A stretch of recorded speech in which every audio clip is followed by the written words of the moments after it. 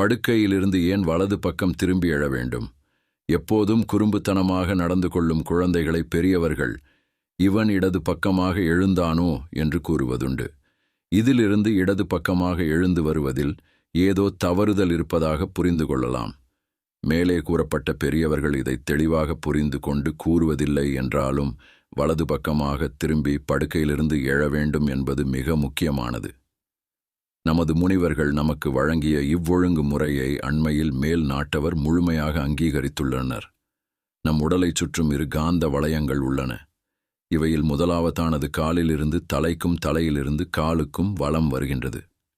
இரண்டாவது காந்த வளையம் இடது பக்கமிருந்து முன்பாகம் வழியாக வலது பக்கத்துக்கும், வலது பக்கமிருந்து பின்பாகம் வழியாக இடது பக்கமும் வலம் வருகின்றது.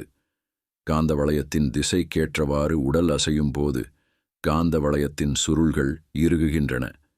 எதிராக அசையும் போது சுருள் தொய்ந்து உடல் இயந்திரத்தின் செயல்திறனை தளர்வடையச் செய்யும்.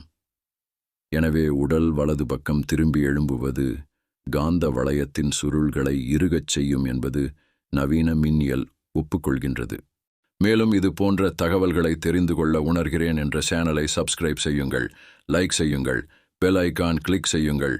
மேலும் நம்மளுக்கு என்னென்ன தகவல் வேண்டும் என்பதை கமெண்ட் செய்யவும். நன்றி, வணக்கம்.